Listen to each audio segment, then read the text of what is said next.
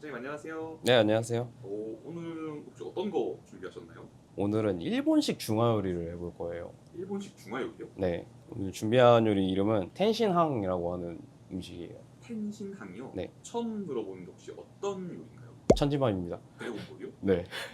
아, 이거 장난이고요. 그 카니타마라고도 하는데 게살 오믈렛이라고 생각하시면 돼요. 밥 위에 게살 오믈렛을 올려가지고 위에다가 그 앙으로 만든 소스를 뿌려요. 약간 좀 새콤달콤한. 밥 반찬으로 드시기도 하고 밥을 빼고 그냥 술안주로 드시기도 괜찮은. 제 생각 아이들한테 인기 엄청 많을 것 같거든요. 그 일본식 중화 요리는 혹시 한국 중화 요리랑 혹시 어떤 게 구분되거나 특징 같은 게 있나요? 아무래도 일본 사람들 입맛에 맞게 좀 바뀐 거라서 좀 단맛이 좀 강하고 산미도 좀 있는 편이고요. 제 생각이에요. 아무래도 매운맛 쪽의 이 향신료 쪽을 좀 마일드하게 쓰는 편인 것 같아요. 달짝하고 네. 약간 시큼하고 새콤달콤, 매운맛은 좀 낮게. 그러면은 채소 먼저 손질을 하고 시작할 건데 오늘도 정말 간단하거든요. 게살을 제가 오늘 준비했는데 게살로 집에서 꼭 안 하셔도 되고 저희 그 여러 가지 있잖아요. 무슨 미라던가 무슨 살, 그 향 나는 살들 있잖아요. 그런 거를 포크 같은 걸로 그냥 부셔가지고 쓰셔도 되고 저희는 오늘 게살 쓸 거고요. 이거는 냉동 제품을 제가 해동한 거예요. 이걸 쓸 거고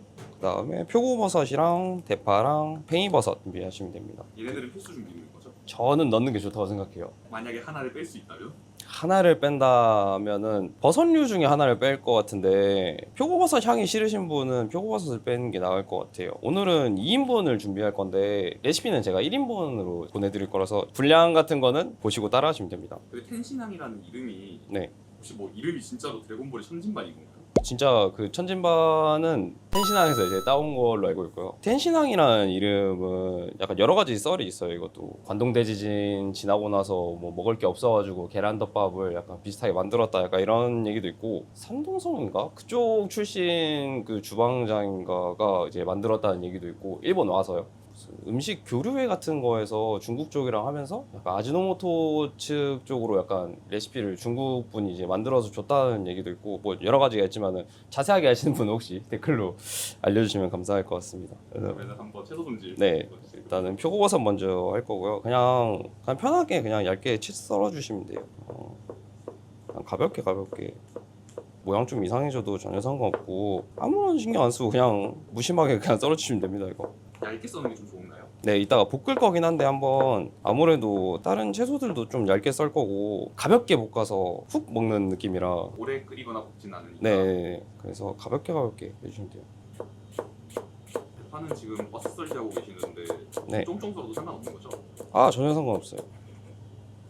실장님은 간단한 요리 하실 때도 되게 비주얼 어느 정도 이게 식감에 좀 차이가 있을 수는 있어요. 근데 그렇게 신경 쓰실 것까지는 아니고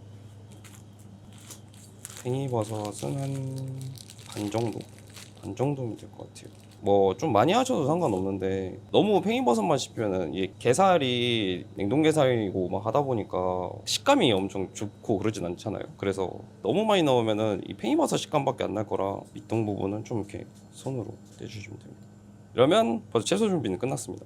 이제부터는 오늘 칼 쓸 일이 전혀 아무것도 없어요. 이제 썰어둔 채소를 한번 볶아줄 거예요. 아무리 얇게 썰었다고 해도 저희 게살이랑 계란보다는 식감이 세잖아요. 그래서 얘네들을 가볍게 먼저 1차로 초벌을 해준다는 느낌으로 볶아줄 거예요.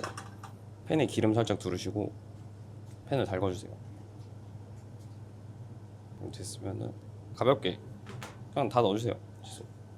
볶으실 때는 소금하고 후추를 약간 밑간만 한다라는 느낌으로 좀만 넣어주세요. 꼬집으로 생각하면 몇 꼬집 정도 될까요? 한 꼬집 정도씩만 넣으면 되지 않을까요? 이게 소금 간을 하는 건 아니니까요. 저도 자취를 오래 해봤지만은 혹시 집에서 자취 음식 하시는 분들 이런 팬이나 바트 같은 거 있으면은 진짜 편하거든요. 속냄새 피고 진짜 한번 사보세요. 제가 이거 진짜 몇 년 동안 자취하면서 안 사다가 좀 사서 몇 번 해봤는데 진짜 편해요. 없는 게 없는 다이 거기 예. 그럼요. 약간 대파가 숨 죽었다 싶으면은 되거든요. 재료 같은 거 보시고 막 하시다 보면은 생각보다 복잡한가 싶으실 수도 있는데 막상 해보시면 진짜 간단하거든요. 이렇게 어느 정도 숨이 죽으면은 다 됐습니다. 이거 꺼주세요. 그리고 이 후라이팬 채로 그냥 놓으셔도 되는데 얘를 한번 식혀줄 거예요. 이따 계란이랑 섞을 거라서 온도가 너무 높으면은 계란이 익어버릴 수도 있거든요. 일본식 계란은 또 그 부들부들한 맛이 있잖아요. 그걸 위해서 좀 저는 일본식 계란이라기보다는 오믈렛은 좀 이렇게 부드러운 느낌을 좀 선호하는 편이라서 단단한 오믈렛 파는 거 본 적 없는 것 같아요. 하여튼 이렇게 펴가지고 예, 잠시 식혀두겠습니다. 일본에서 오믈렛 하면 보통 그냥 오므라이스로 먹잖아요. 네. 그것도 약간 계란 덮밥 같은 느낌인데 들어간 재료만 다른 건가요? 일단 대분류가 차이가 있죠. 중식이냐 흔히 얘기하는 양식이냐 약간 이게 차이고 오므라이스도 사실 어떻게 보면 일본식 양식이 아닌가라는 생각이 들고요. 일단 밥이 오늘 하는 텐시안 같은 경우에는 그냥 맨밥인데 오므라이스는 보통 한국에서도 그렇지만은 볶음밥이나 아니면 케첩 볶음밥 같은 거를 밑에 깔고 그다음에 오믈렛을 올리고 그 위에 또 소스를 뿌리잖아요. 근데 얘 같은 경우에는 그냥 맨쌀밥에 게살 오믈렛을 올리고 그 다음에 앙소스 뿌려서 마무리하는 거라 약간 느낌이 다르죠. 근데 맛은 어떻게 보면 좀 비슷할지도요? 약간 새콤달콤한 느낌이. 뭐 앙소스라는 건 정확히 어떤 거예요? 일본식에서 앙이라는 거는 전분물을 풀어가지고 좀 걸쭉하게 만든 소스들을 좀 일컫는 말인데 그 중국집에서 탕수육 소스 생각하시면 편하실 것 같아요. 농도는 좀 다를 수가 있거든요. 이게 하는 음식마다 농도는 좀 다를 수 있지만은 약간 그 정도 생각하시면은 이해하시기 편하실 것 같아요. 점도 있는 약간 국물 같은 느낌. 네, 점도 있는 국물 소스. 그러면 이제 소스 만들 건데 이 소스만 만들면 사실 반 이상 끝난 거예요. 지금 처음에 물을 먼저 넣어주시고 지금은 2인분 기준인 거고. 네, 레시피는 1인분 기준으로 2인분 하시면 그냥 2배 만드시면 됩니다. 그 다음에 그냥 다 넣어주시면 돼요. 오늘도 어김없이 등장한 코이쿠치 쇼유, 설탕 빼고 그다음에 미원, 가루 좀 풀어주고 얘는 샨탄 EX라는 이제 중식 조미료 같은 애인데 아마 집에 없으실 거예요 이게. 그러면은 조개 다시다라든지 지금 오늘 게살을 쓰잖아요. 그래서 해산물류 다시다를 좀 쓰시면 될 것 같고 동량으로 쓰시면 될 것 같아요. 근데 혹시 이것 때문에 이걸 사는 건 너무 낭비거든요. 이게 꽤나 비싸고 대용량이고 업소용이라서 이거는 그냥 다시다나 없으시면 치킨 스톡으로 그냥 대체하시면 될 것 같습니다. 뭘 넣든 동량으로. 네, 그 웨이파라는 것도 있는데 저는 샨탄 EX를 좀 선호하는 편이라. 그다음에 굴소스, 그다음에 케찹. 텐시향 이게 또 관동관서로 좀 나눠지는 게 있더라고요. 아 이것도 네, 나쁘죠. 저는 케찹 있는 것만 먹어봤는데 간사이 쪽은 케찹을 또 안 넣는다고 하더라고요. 뭐 혹시 간사이 분 있으시면은 댓글 달아주세요. 그다음에 식초를 넣어주세요. 이제 저희가 전분물을 풀어줄 거예요. 이게 좀 귀찮으실 수도 있다고 생각은 하는데 생각보다 어렵지 않거든요. 한번 해보시면 그렇게 어려운 게 아니라서. 전분물을 어떻게 만드는 거예요? 아, 이것도 제가 레시피에 기재해 놓을 건데 이게 물이랑 전분이랑 1대1로 섞으셔가지고 이렇게 섞어주시면 돼요. 그렇게 어렵지도 않네요. 네, 근데 이거를 약간 푸는 게 약간 요령이 좀 필요한데 갑자기 설명하기 시작하면 약간 과학 시간 되긴 하는데 전분의 호화 온도라는 게 있어요. 탕수육 그 소스 생각하시면은 이제 걸쭉해지잖아요. 그게 되는 온도가 있는데 전분마다 그게 온도가 좀 다르긴 해요. 근데 어쨌든 전분이라는 것 자체가 기본적으로는 그 호화 온도를 지나야 걸쭉함이 생기거든요. 이 전분물을 잘못 쓰는 경우에는 이게 전분 덩어리들이 막 생겨요. 그래서 이거를 한번 끓이신 다음에 온도를 엄청 낮추신 다음에 이거 전분물을 넣고 다시 끓여주시면 되거든요. 이게 뭐 중식 하시는 분들이나 잘하시는 분들은 넣고 엄청 빨리 섞으면은 건더기가 안 생기는데 이게 초보자들은 웬만하면은 온도 낮은 온도에서 전분물 넣고 섞은 다음에 다시 올려가지고 호화 온도를 지나는 약간 이런 느낌으로 해주시는 게 좋을 것 같아요. 한번 팔팔 끓였다가 네, 약간 살짝 식혔다가 넣고 또 끓이면서 먹는. 네네. 말로 설명하니까 그렇게 어렵진 않네요. 혹시 이게 좀 뭐 이 음식에 약간 허들이 될까봐 사실 이 정도만 보글보글 끓어도 이제 불을 줄여주시고 그냥 끄셔도 돼요. 그냥 끄시고 전분을 다시 활성화 시켜주고 이렇게 어제 해놓은 거라 이게 살살살 움직여주면은 다시 물이랑 섞이거든요. 저으면서 조금씩 부어주세요. 조금씩. 최대한 빨리 먹는 게 안전하죠. 빨리 섞는다기보다는 아까 제가 한 것처럼 되게 천천히 부으시면서 섞어주시는 게 안전하게 할 수 있거든요. 지금 보시면은 이게 전분이 없어요. 이제 다 섞여가지고 약간 좀 끈적이긴 하지만은 별로 그렇게까지 끈적이진 않거든요. 여기서 한번 끓여주세요. 끓이면서도 계속 저어야 되는 거죠. 아무래도 전분이 금방 눌러붙거든요. 그래서 끓일 때도 좀 저으면서 끓여주시는 게 좋아요. 뭐 어디서 맡아본 것 같은 소스 냄새가 살살 나기 그쵸. 시작했어요. 약간 탕수육인가 싶기도 하고 보글보글 끓어올라요. 전분물 아닐 때도 그렇지만 전분물이 되면 특히나 더 엄청 뜨겁거든요. 꼭 주의해주세요. 이렇게 보글보글 끓어오르면은 끝났습니다. 아까보다 좀 더 점도가 있게 나올 거고요. 얘는 잠깐 빼두겠습니다. 그 다음에 이제 계란물을 만들 거예요. 엄청난 양의 계란이. 아, 저희는 오늘 2인분이라서 1인분에 계란 3개 생각하시면 되고 이제 오믈렛을 만들 건데 계란을 그냥 까주시면 돼요. 저는 이거 몇 개 안 돼서 그냥 까는데 사실 원래 이거 체크하면서 해야 되거든요. 어떤 걸 계란이 혹시 상했는지 뭐 피가 있는지 뭐 이런 걸 체크하면서 넣는데 혹시 보시다 불편하신 분 있으실까봐 하나만 그러면 보여주시면 안 되나요? 어떻게 체크하는지? 보통 업장에서 레들로 많이 하시는데 장갑 끼고 하거든요. 레들로 그냥 레들로 까서 뭐 계란 껍질이 있는지 뭐 문제가 있는지 확인하고 넣는 게 원래 국룰입니다. 이게 계란 넣으시고 후추는 살짝만, 혹시 계란 비린내 날 수 있으니까요. 소금도 살짝만. 얘도 약간 밑간 정도 느낌?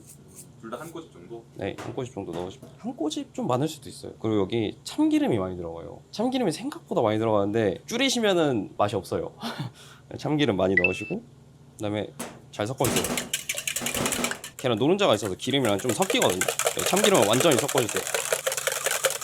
이렇게 왜 이 통에다가 계란 깨시는가 했는데 네. 빨리 섞으려고 하셨어요. 섞기가 편하거든요. 그다음에 아까 볶아둔 채소 다 넣어주시고 그다음에 오늘의 메인 게살. 혹시 네. 집에 뭐 게살이나 아니면 말씀하셨던 뭐 맛땡, 크레땡 같은 게 없으신 분은 뭐 칵테일 새우나 이런 거 넣어도 괜찮나요? 아, 그런 거 넣으셔도 돼요. 근데 게살이나 그런 쪽 계열 넣는 게 좀 더 고급스러운 맛이 나요. 더 부드럽게 풀리기 때문에. 하지만 식감은 새우를 넣으시는 게 식감이 좋긴 해요. 이제 그냥 섞기만 하면 끝나거든요. 가볍게 그냥 섞어주시면 돼요. 재료가 뭐가 많이 들어가서 그렇지 진짜 쉽거든요. 가볍게 섞어주시면 돼요. 약간 계란죽 같은 비주얼이 될 때까지 섞으면 되는 거예요. 아, 네. 계란물 다 섞으셨으면은 다시 후라이팬 달구시고 기름을 좀 넉넉하게 눌러주세요. 어차피 여기 참기름도 들어갔지만 이 기름도 계란이 먹으면서 되게 폭신폭신하고 부드러운 느낌이 바뀔 거예요. 그래서 기름 좀 많이 넣으시고. 옥팬 같은 걸 쓰는 게 좋나요? 궁중팬? 네, 궁중팬. 아, 이거 실제로 제가 그래서 집에서 가져왔어요. 개인 장비예요? 업장에서 쓰는 게 너무 크고 막 이러니까. 그리고 이 가스 버너로는 너무 좀 오래 걸려서 예열하는 게, 이 계란물이 한 번에 들어갈 거라서 좀 더 온도를 좀 높이고 나서. 많이 들어가면 차가워지니까. 네, 온도가 한 번에 떨어지거든요. 그러면 넣을 때는 가라앉은 애들을 좀 위로 올려가지고 이렇게 좀 섞으셔가지고 건더기를 좀 올려서. 네, 넣어주세요. 이게 온도가 좀 낮은데 집에서는 아마 온도가 더 높으실 거라, 그래서 얘를 이렇게 그냥 섞어주세요. 이 기름을 약간 안으로 넣는다는 느낌? 계란을 기름으로 감싸는. 벌써 참기름 냄새 엄청 많이 나죠? 엄청 그러게요. 고소해요.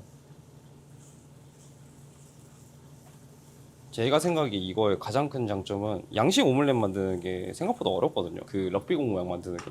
맞아요, 맞아요. 근데 이 카니타마 같은 경우에는 진짜 그냥 이렇게 편하게 하셔도 되니까 굉장히 유사한 질감을 얻을 수 있어요. 이 지방이 엄청 부드럽게 해줘가지고 이렇게 약간 계란 부침개처럼. 네, 약간 좀 더 색깔이 나면 좋긴 한데 이 정도로도 지금 충분하거든요. 완전히 다 익힌다기보다는 약간 이렇게 반숙 느낌으로 해서 빼시고 밥 위에다가 그냥 얹어주세요. 이렇게 밥을 이렇게 감싸준다라는 느낌으로 얹어주시고 아까 만들어둔 앙소스를 얹어주시면 됩니다. 이렇게만 드셔도 되고, 혹시 있으시면은 일식에서 참 많이 쓰는 쪽파를 가운데 놔주시면 텐시나 끝입니다. 너무 간단하죠? 준비하는 거는 좀 시간이 걸릴지언정 막상 조리 시간은 엄청 짧기 때문에 집에서도 아마 쉽게 따라 하실 수 있으실 것 같아요. 오늘도 초간단 요리, 초간단 홈자카야 텐시향 만들어봤고요. 진짜 아이들이 너무 좋아할 거라서, 그 또 겨울에 춥잖아요. 새콤달콤하고 따뜻한 이런 요리 한번 해보시는 건 어떠실까요? 오늘도 수고하셨습니다. 안녕. 아까 껍질 들어간 것 같은데. 아까 본 것 같아. 본 것 같거든요. 차트. 이런 사태를 방지하기 위해서 원래 해야 되거든요. 혹 때려다 혹 붙이셨군요. 그러니까요. 제가 너무 편하게 생각했나봐요. 뺐다. 맛있게 드세요. 네, 맛있게 드세요. 오늘도 실장님이 만들어주신 칼국수입니다. 분명히 2인분이라고 하셨는데 제 건 엄청 크게 나왔어요.